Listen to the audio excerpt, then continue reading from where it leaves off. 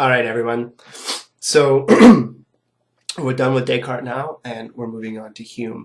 Um, and one thing you should notice from Hume right away is that he actually shares a lot of similarity with Descartes. So where we left off with Descartes, before his arguments for the existence of God and everything, Descartes had, as it were, kind of painted himself in a corner with the whole wax argument, right? He suggests that because our concepts of the wax, and indeed even our impressions, our experiences of the wax, can change. Well, the experiences themselves can change so much, but the concept of the wax doesn't change. He concludes then that what we have direct access to, when I see something or hear something or taste something or smell something, I'm not actually smelling or tasting or hearing or touching the thing itself. I'm experiencing the mind's representation of the thing out there in the world. So this is called representationalism, because the idea is what you have direct access to are the phenomena in your mind, which are representative of the things out there. And so then the question is, how do you bridge the gap? How do you make sure that the phenomena in your mind, that these representations are accurate representations, that they actually look like, feel like, taste like, so forth, the things out there in the world? For Descartes, he thinks God gets him there. Right? Well, we're going to see Hume doesn't really believe in God, right? So Hume's going to take a more radical position, and we'll see once we get to chapter 4, book 4 of the Enquiry. Okay, so we see at the beginning here, book 2, how similar Hume's starting point is to what I just described, this theory of representationalism, right? Because Hume wants to isolate. What he's trying to do, he says explicitly that he's trying to, he doesn't say it here in the Enquiry, he says it elsewhere in a work called A Treatise of Human Nature. He wants to start a project that's more or less Newtonian. I mean, he really sees himself as trying to start a scientific project, right? So looking around at the world, noticing phenomena, and then trying to give accounts for those phenomena, as it were, law-like or science, law-like or regular, phenomena, regularities in the phenomena, that sort of thing. Excuse me. So what he's trying to undertake here is very much explicitly sort of a Newtonian scientific style investigation of the mind. And now it's interesting here because the work is called An Enquiry Concerning Human Nature, right? But it's a shorter version of a work which is called A Treatise of Human Nature. I'm sorry. So, oh boy, Stephen, I'm all over the place today, guys. It's An Enquiry Concerning Human Understanding. That's the work that we're reading, right? Now, it's a shortened version of a longer work he had written like 20 years earlier called A Treatise of Human Nature, right? So you see, even in the change in topic, he wrote the Enquiry because no one really read the treatise. No one really seemed to care about it. And so he wanted to distill all the central aspects of the treatise into a single work that would be easier for people to read and to understand. So the Enquiry is shorter, and it covers basically only the hits, right? It's like sort of the Hume's greatest hits or something like that. It just covers all the important parts that you find in the treatise. Well, it's important. I mean, you should see already that, so you take a work called A Treatise of Human Nature, and then if you distill that down and you call it An Enquiry Concerning Human Understanding, you should start to see the views that Hume's going to have. And he's going to relate very much human experience, human existence, everything, as it were, is discoverable only by, or at least fundamentally by, examining the mind, examining what he calls the understanding, right? The human mind's ability to grasp things.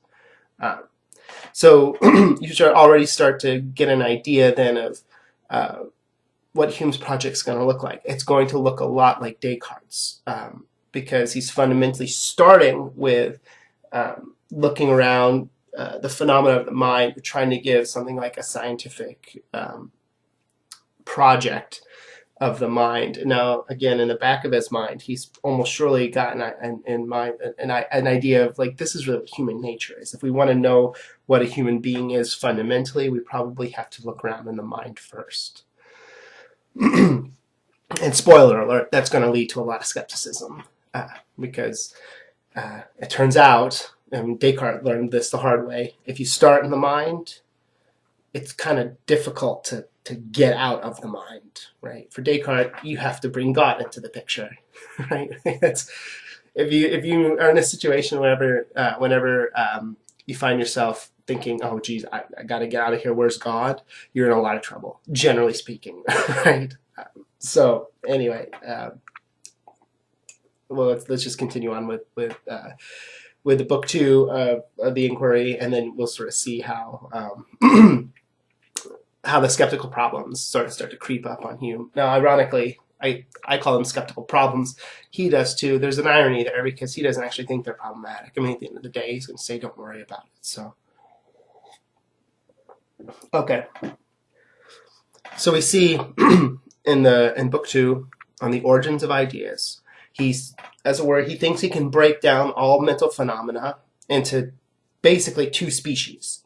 Right? We've got impressions and ideas. It's kind of a neat little, I mean, it's handy, I guess, that it ends up being only really 2 fundamental mental phenomena. Of course, this is not entirely true, because there are also like various powers that he talks about in book 1 or in book 2 as well. But so what are they? Well, impressions are more or less experiences, the way we would talk about having an experience of something.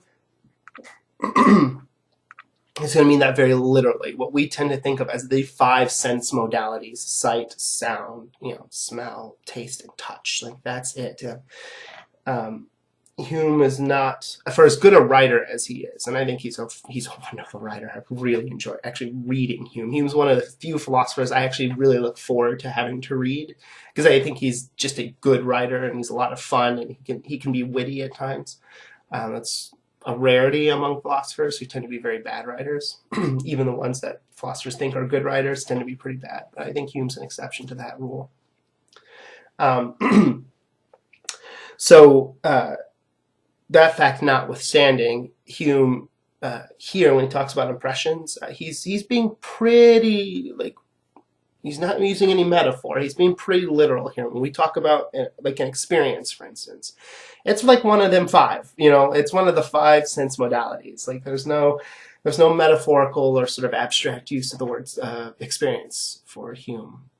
Okay, so an impression is more or less experience. Now, it can come in, things get a little muddy.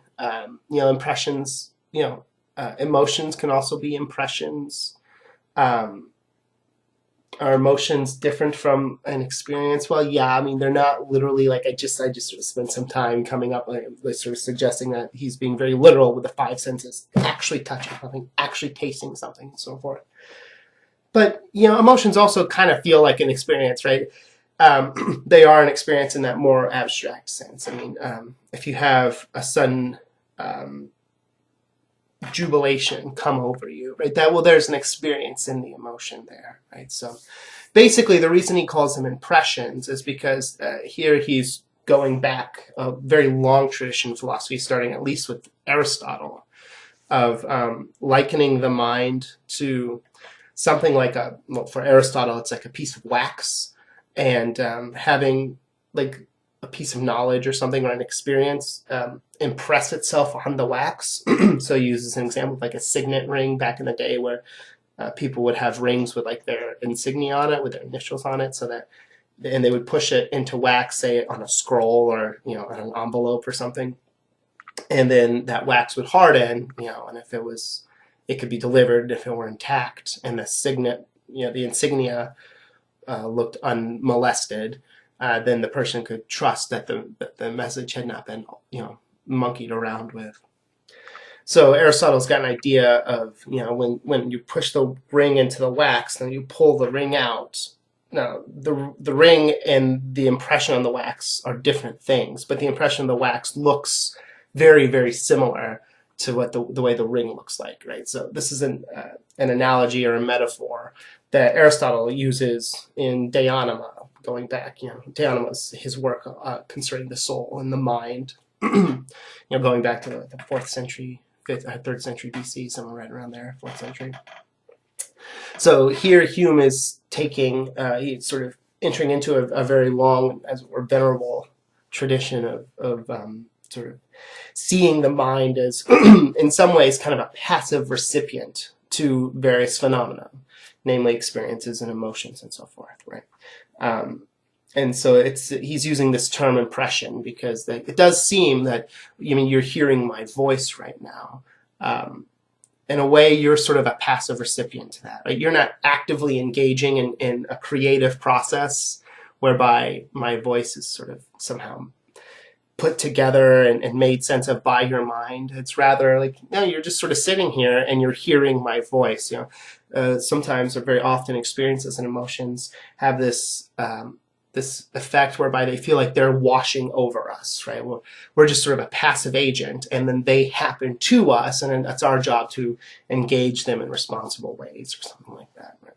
So that's why he uses this term impression. An impression is something that whereby it just sort of seems like you have kind of more or less very little control over the impression itself. It just sort of seems to be there. If you're sitting in a well-lit room, and your eyes are functioning okay, you're just going to see things. Just look around your room right now. I'm doing it right now. I see pictures of my daughter, my twin brother, and my wife. I'm looking outside. There's a bunch of snow on the ground, that sort of thing, right? And there's no control I have over those things. If my eyes are working, if I'm in a well-lit room, I'm just going to see things. I'm, as it were, passive in this regard. These things are just there to be seen, just there to impress upon my mind, right? So that's what he's got in mind. Now, the other species of mental phenomena is ideas, right? Now, ideas are basically, let me for all practical purposes, all other sorts of concepts or conceptual phenomena that are not impressions, right? So memory, imagination, maybe other things like desire, longing, basically all mental phenomena, all mental activity that are not impressions. These are the ideas. Okay, so now Hume says explicitly, so there's obviously a relationship between a lot of impressions and ideas. You see something, and then once you're done seeing it, you can remember seeing it.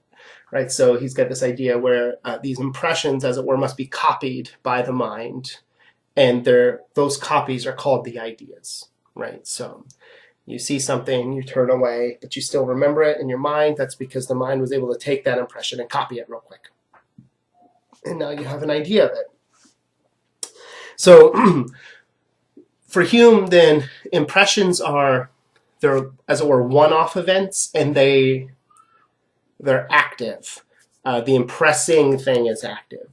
So the idea is this: if you're looking at me, listening to my voice and so forth, and then you sneeze, you go like, right? So you close your eyes, the sort of the loudness of the sneeze or whatever, sort of closes off your ears, a little bit. There's a split second when you don't really hear anything except for your sneeze and so forth. And then you come back to, you look back up. I'm still talking. I'm still wearing the same stuff and everything. Well, those are technically, for Hume, different impressions. So you had one impression, seeing me, hearing me, so forth. You close your eyes, you stop hearing because you sneeze. That impression ceases. It's now a memory. It's been copied by the mind as a memory. You come back to, the impression starts again. I'm still here, I'm still talking, everything. So those are two distinct impressions. The first one is copied as an idea once it's over, once it terminates because you close your eyes and you stop being able to hear. And then that impression stops, becomes an idea. It's copied by the mind as an idea. Then you come back to, and the new impression starts again. Now, what we're going to see in chapter 3 on the association of ideas, we're going to see how it is that Hume thinks, if it's the case that we've got different impressions in both scenarios, how it is that the mind is able to so readily connect those two impressions, right? Because most of you, if you're listening to me and you turn away and you sneeze and you look back, you don't even literally sort of try to make any inference. You don't actually think consciously or intentionally at all that I'm still the same person talking to you who you experienced before the sneeze, right? There's just this sort of continuity of belief. You don't have to make any really quick inferences about, well, okay, he looks more or less the same. He's wearing the same blue shirt and hat and so forth. So this is probably the same guy, right? Imagine if you had to do that. That would be a lot of work, actually. Even if you get really good at trying to make those inferences very quickly, it would be a lot of work. So in book 3, Hume's going to go through how it is that we don't have to make those inferences, how it is that so often our impressions and our ideas line up such that we don't have to worry about whether, I close my eyes and I open them again. And everything here looks a lot alike, so everything in here must be the same as it was before I closed my eyes, right? Hume takes it as obvious that we don't actually engage in that kind of argumentation with ourselves, that sort of logical inference. He just sort of takes it as obvious that you close your eyes, you open them again, you see the very same things, you keep going on. But if you've got two separate impressions, there is a question, how do I connect them? And why is it that I don't have to, as it were, consciously or intentionally connect them? Go, okay, this one impression, which is now an idea, looks a lot like this impression I'm having right now. I'll do the connecting, right? We don't do that. So Hume's going to go through in book 3 and sort of explain why it is that we don't do that. Again, spoiler alert, the mind does it for us, right? That's what the associations of ideas are. Okay. So we've got impressions. Those are like sense experiences, emotions, and so forth. They're active. They terminate once we, as it were, turn our attention, or once we interrupt them in some way. They're copied as ideas, and then they come back. We turn our attention back to whatever it was we were experiencing before, and we have a new impression. Okay, that's the basic idea. Okay. Moving on, Hume points out, though, he's going to start considering a couple of possible candidate objections, right? Because Hume is fundamentally going to claim that there's nothing that comes into the mind that wasn't originally born from an impression, originally born from an experience. So he's going to claim that all knowledge we have, all beliefs that we have, that we form and so forth, have to be in some way based on impressions or experiences that we've had prior. So Hume's going to try to consider a couple of different, as it were, possible objections that people would raise to this claim, because it seems like a strong claim, right? Everything you believe has to come from an impression that is an experience or emotion. But aren't there all sorts of things that I can imagine at the very least, or maybe even form beliefs about, where I've had no impression, where I've had no experience, no emotion, that sort of thing? Whenever someone makes a really strong claim like that, whenever someone says all X are Y, all you have to do is find one X that is not a Y. Like one example. That's all you need to falsify the claim, right? So Hume recognizes, he's a very smart guy, he's an honest thinker, that he's making a strong claim here. He's saying all ideas, all beliefs, so forth, must fundamentally be born of prior impressions, experiences, emotional, like all that sort of stuff. So he recognizes that there are possible objections to this, and so he's going to try to consider them. And, the most obvious one is, I can imagine centaurs, to use a Cartesian example, or to use a Humean example. I can imagine golden mountains. I can imagine leprechauns. It seems I've got all sorts of ideas bouncing around in my brain that don't correspond to previous impressions, right? I've never actually experienced a golden mountain or a leprechaun or a centaur, right? In fact, I couldn't have ever experienced these things because they don't actually exist, right? They're fictions.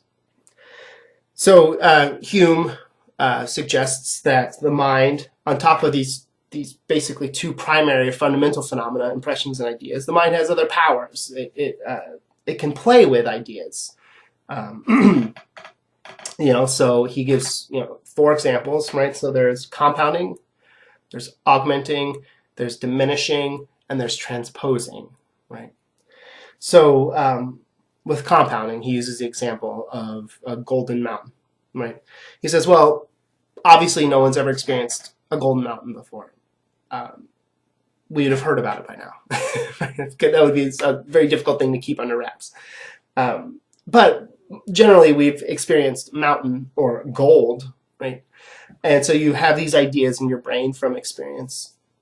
And what ends up happening is the mind just has the power, the ability to take these two ideas and to compound them, put them together. So I've got gold, I've got mountain. You sort of, bam, I've got golden mountain, something like that, right? So then there's diminution, or the ability to diminish ideas. Think of like a leprechaun, right? Well, we've all got ideas of people. We've had impressions, experiences of people. The mind can just kind of just shrink it, make it smaller, no big deal. What's a leprechaun? That's basically a little person.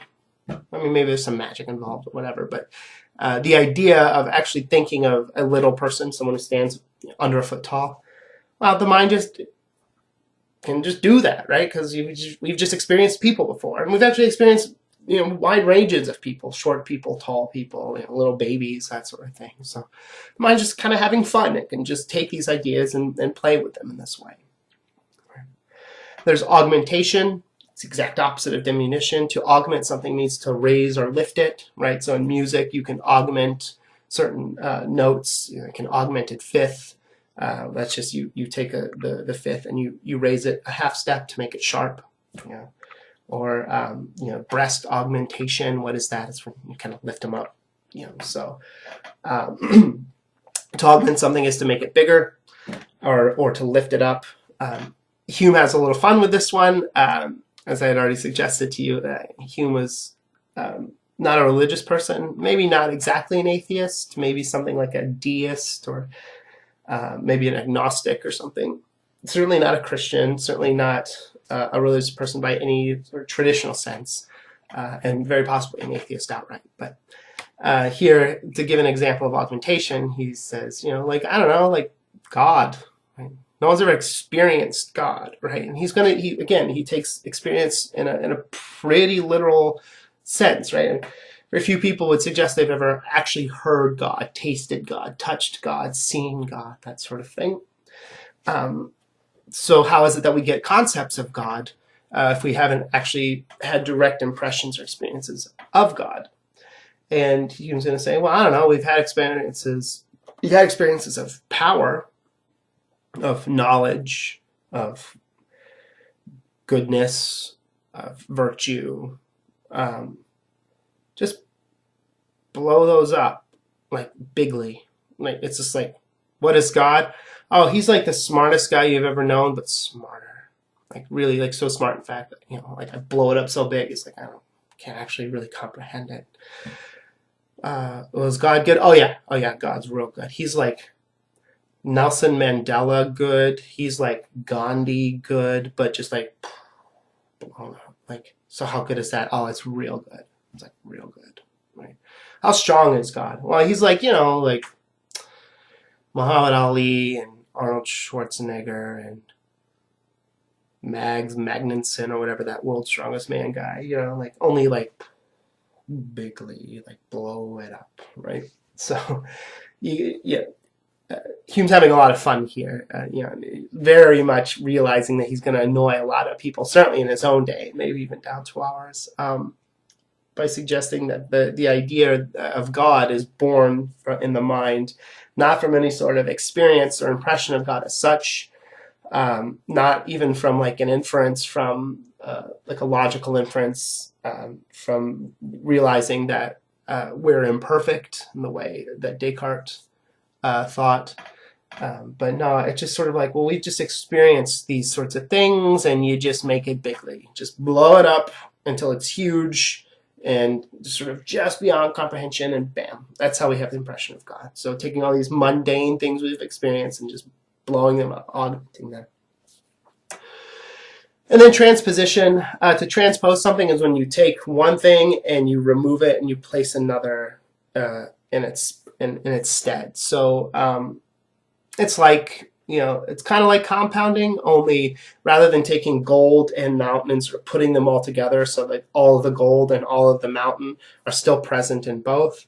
In transposing, you remove part of something and you transpose something else in its place. So, like the idea of a centaur is kind of like this, right? You've got a horse, you got an idea of a horse, you got an idea of a man or a woman, and what do? Well, you just kind of cut off like the horse's head, keep the trunk, and then you cut off the legs of the man or the woman. So you just have the trunk up, and then you transpose them, right? You put the trunk up of the person where the head and the neck of the horse used to be, and bam, you've got a centaur. You've transposed these two ideas onto one another, right? He used the example, I believe, off the top of my head, I believe it's the concept of virtue and the concept of a horse. We can talk about a virtuous horse, right? Of course, virtues are not really the sorts of things horses can work towards. To be virtuous seems to require the use of reason and intentionality and all these sorts of things, right? But you can just sort of take the concept of a virtuous person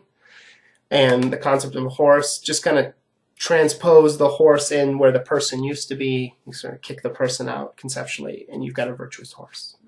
I don't think that's such a useful example. I actually think the centaur is probably a little more useful example. Okay. So Hume thinks he can come up with he can explain away a lot of all sorts of things that we seem to be able to imagine or to conceive of that are not themselves born directly from impressions by recourse to these four powers of the mind. And often he will say something like this. He says it of the four powers of the mind. He'll often say something like, look, this is not an exhaustive list. Perhaps there are other powers that the mind can do. You can come up with as many of them as you like. Let me know. I'm not terribly worried if this is an exhaustive list. This list seems to do a lot of the sort of work that I'm looking for, right? Again, remember, he's trying to be like a Newtonian scientist here.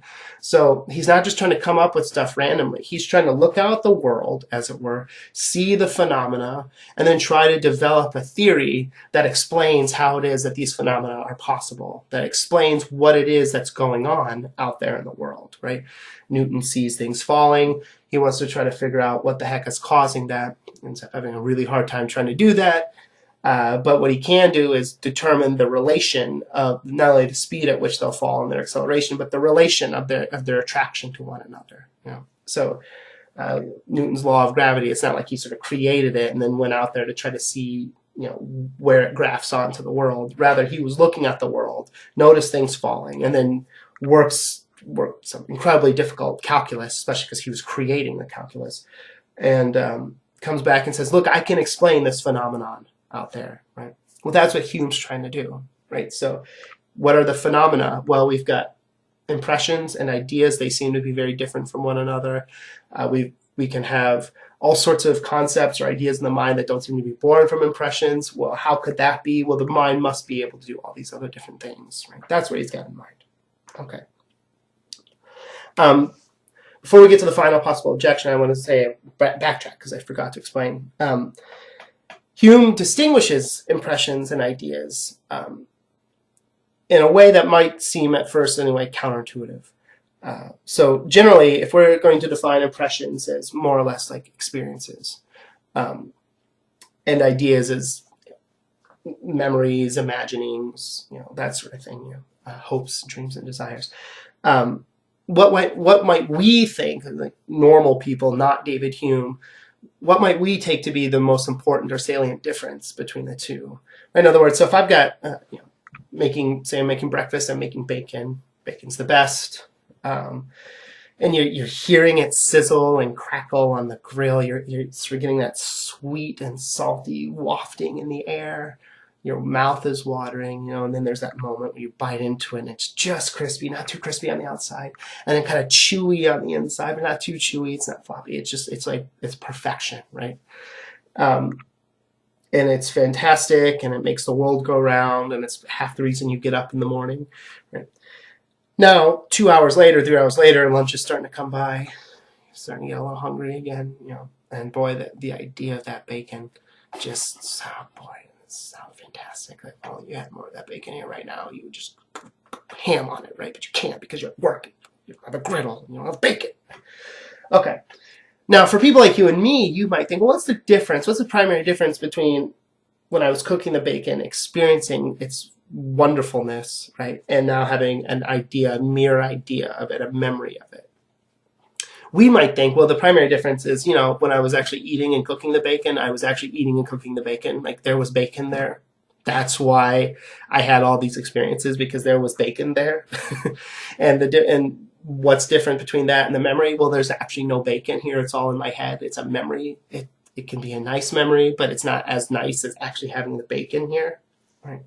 That would be, I think, what the common sense distinction would be. What's the fundamental distinction between an impression and an idea? Well, generally it's because the impression is caused by something in whose presence I am, right? I'm standing in the presence of the bacon, right? Whereas with a memory, I'm not. I'm remembering standing in the presence. For reasons we'll see later on, Hume doesn't want to go that route. He thinks that that's a problematic route. So for Hume, the primary distinction between an impression and an idea is impressions are more vivid. So when I am standing before the bacon, hearing its crackling, anticipating how wonderful it's going to be, it's just an incredibly vivid mental phenomenon, or series of mental phenomena. And it's so vivid, in fact, that it basically forces me to accept that, that is to say, it forces me to form a belief that I'm standing in the presence of bacon.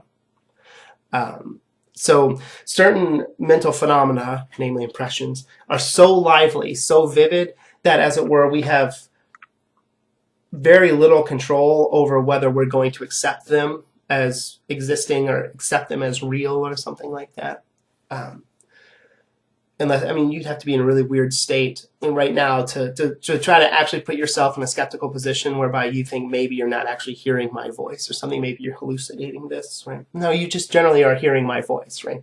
Why is that? Well, for Hume, it's because there's something going on in your mind that's telling you, like, this experience of hearing the voice, seeing my hands, seeing my ugly mug and everything, that's really vivid, really lively. Accept it. You're hearing somebody's voice. You're seeing somebody wearing a blue hat. Sort of almost not against your will, because you're not actually actively fighting it, but it just sort of says, like, you need to believe that this is happening right now. It's very lively, very vivid. Whereas with ideas, it's obviously not as lively, right? In fact, most people don't tend to get lost in their memories or in their imaginations or something like that. If they do, we usually diagnose them with a mental disorder, right? People who sort of get lost in their imagination or something, right? We tend to want to up the medication a little bit, right? So make sure they get help. It's something like that. So for him, it's what's the difference between cooking the bacon, hearing it, smelling it, tasting it, and remembering it? Well, the fact that when you're remembering it, you're not forced. It's not lively, so lively that your mind automatically kind of assumes that there must be bacon there. Which is why when you're sitting in class, sort of wondering, just dreaming about the greatness of the bacon, all of a sudden start going, oh man, this is awesome. I love the bacon. What? No bacon, right? Like, you're not sort of tricked into like wanting to bite into the bacon that's not there, because it's just a memory. The mind is telling you this is not a very lively experience. This is not a very vivid phenomenon. So probably this is just a memory, something like that. So that's the primary difference. That should seem very strange to you. At least it should seem strange to you, like, at the common sense level. Because, again, normally we tend to think, what's the difference between experience and a memory of that experience? Well, in the experience, I was actually experiencing the thing. There was something there causing this experience. Whereas with a memory, there's not. And again, for reasons we'll get to a little bit later, in a couple weeks, we'll see why it is that Hume doesn't want to go that route. Okay. Last thing, and then we'll wrap this up. So there's this really interesting sort of almost seems like an unnecessary little tale, sort of hanger-on at the very end of the second chapter of this work, where he considers this extra shade of blue, right? So what he's doing here is, again, just like with centaurs, golden mountains, God, and so forth, Hume wants to anticipate possible objections to his theory and to his particularly strong claim that all ideas that we have in the mind are fundamentally born of some impressions, right? In other words, we don't have any innate ideas or innate concepts or anything like that in the mind. Sort of in the way Descartes thought we had something like that, okay? And so, I don't know, I'm sure people do know out there, probably, this is a very famous counterexample. Hume raises it in such a way that it seems like this must have been an objection that had been floating around, either an objection to a general theory like Hume's. Hume was not the first philosopher to suggest that all ideas in the mind have to come from some impression or experience fundamentally. So I don't know if this example had been in the air for a while as an objection, general objection to the claim that all ideas must come from impressions or experiences, or if this was an objection that someone raised explicitly against Hume's position, something like that. I'm not sure. But the idea is this. Imagine you've got, as it were, a color line, a continuum of shades of blue that are gradating.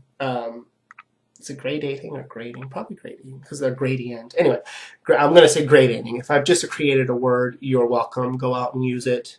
Publish it 5 times. Get me in the Oxford English Dictionary. I will have done something with my life. So gradating, right? So at sort of like at a constant interval. So you've got one shade of blue, and then the next shade of blue is slightly darker, and then the next shade is slightly darker still, but the progression is the same as throughout. Then you come to an empty square, and then on the other side of that empty square is another darker shade of blue yet, and sort of this continuum keeps progressing at a constant rate. Right? Now Hume, probably rightly, suggests that somebody who's who's paying attention, who's really acute, is going to be able to notice, or rather to anticipate, what shade the missing block would be, what shade of blue should fill the missing block. So in other words, a person would be able to, as it were, anticipate an idea, or even perhaps produce an idea or a concept in the mind of what that shade of blue would be. And that seems strange, because the person, by the as it were, the strictures of the hypothesis, by the nature of the mental experiment, doesn't have direct access to, that is, doesn't have an impression or experience of this missing shade of blue, right? But anticipating what it would be doesn't seem to be the product of compounding ideas, doesn't seem to be the product of diminishing or augmenting or transposing or anything like that. So it seems that we have an experience that is born neither from experience itself, or rather, I'm sorry, a concept or an idea that is born neither from experience itself nor from these other tricks or powers that the mind seems to have. So it seems to be, again, an objection to Hume's project, right? How is it that Hume recognizes, probably someone could anticipate that is, develop an idea or a concept of the missing shade here without having the relevant experience, without being able to compound, augment, diminish, transpose already existing ideas or something like that. So it seems like a genuine objection, a genuine problem for Hume. Because he's admitting on the one hand this is possible, but given everything he said so far, this shouldn't be possible. So it seems to be an objection, like an important objection to his theory or to his system. And I asked you guys about this, right, in the questions. Are you satisfied with Hume's response? Because Hume's response is basically, it's interesting, I guess. It's cute, right? In fact, what he says generally is, it's such a singular event, right? It's such a singular phenomenon that probably isn't very likely to actually happen, right? So who cares, right? Now, on the one hand, that should seem a little dishonest, right? It's like, David, you're the one who've made a very strong theoretical claim, right?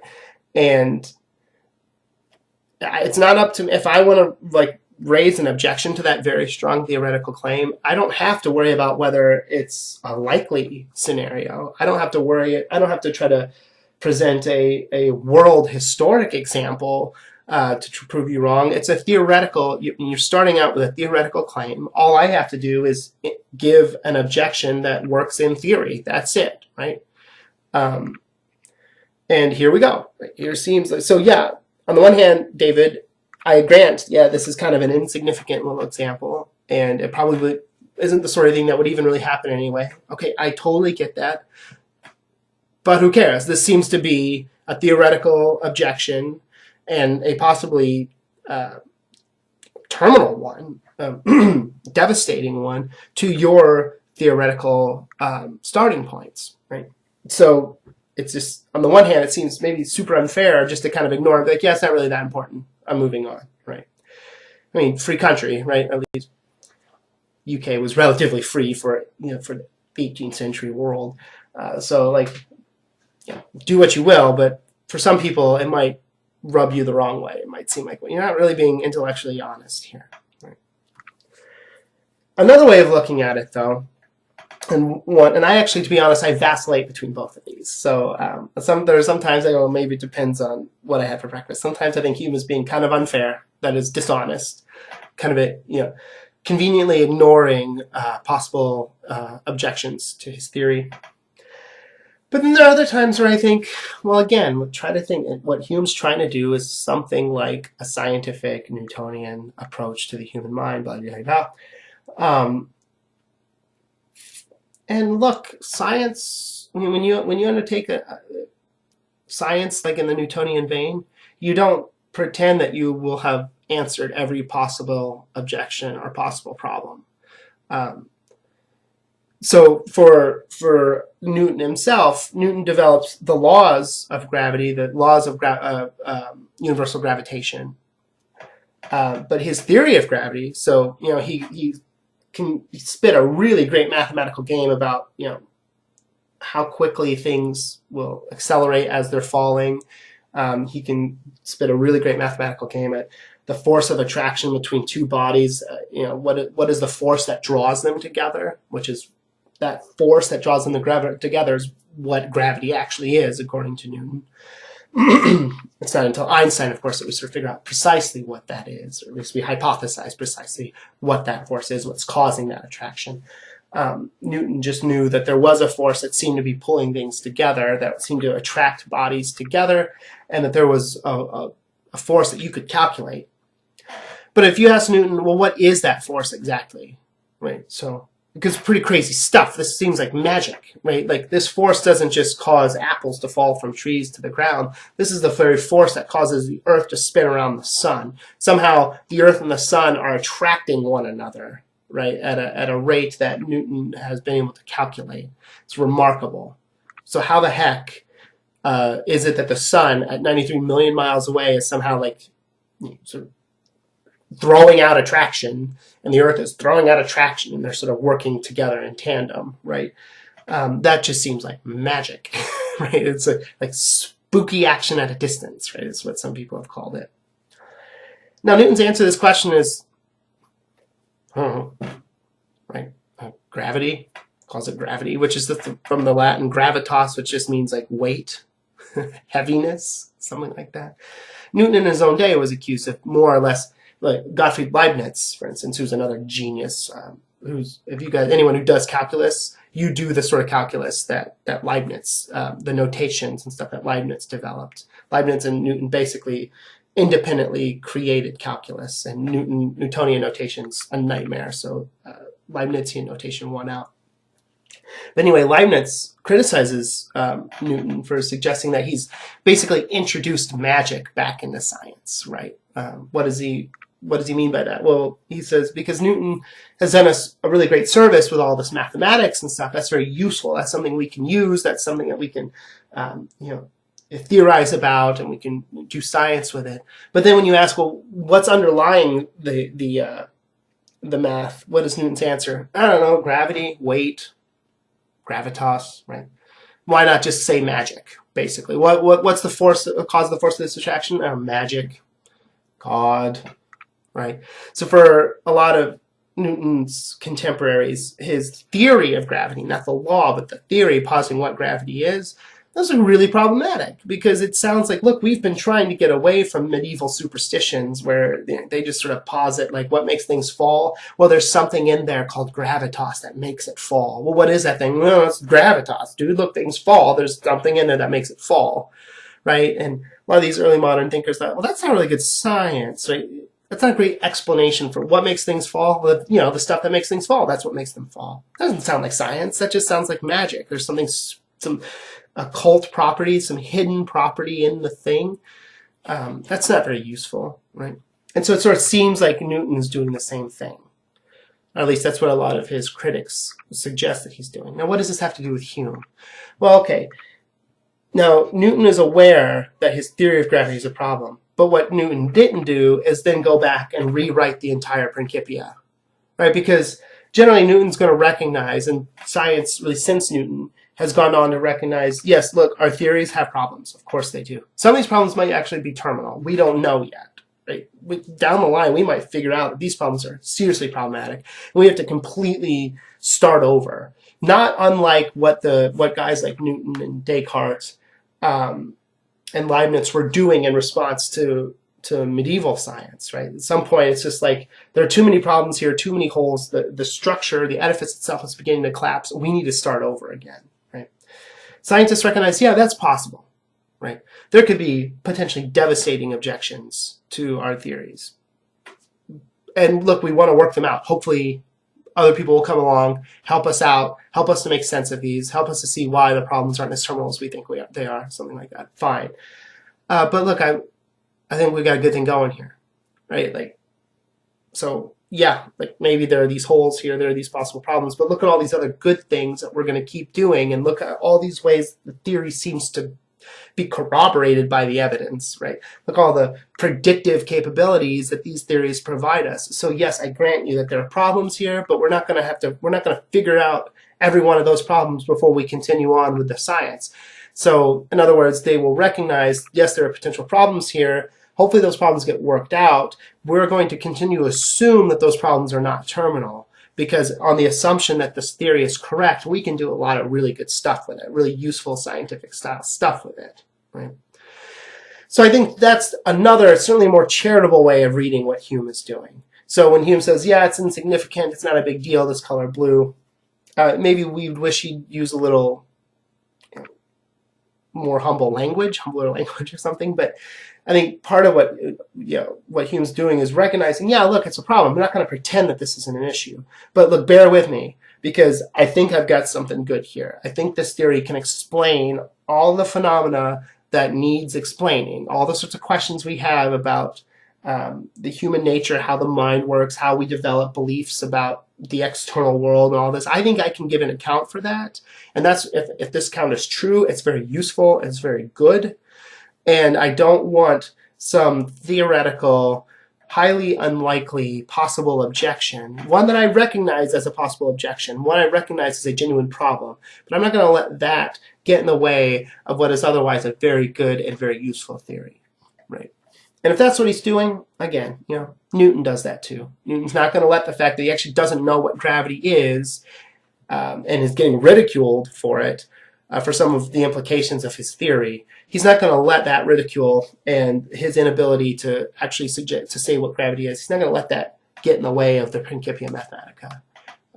And thank goodness he didn't, right? I mean, Newton is the foundation of modern physics, right? If he had decided to be a perfectionist and scrap everything until he could address what gravity was, well, my goodness, again, the next step in knowing what gravity actually is didn't come to us until Einstein, 300 years later.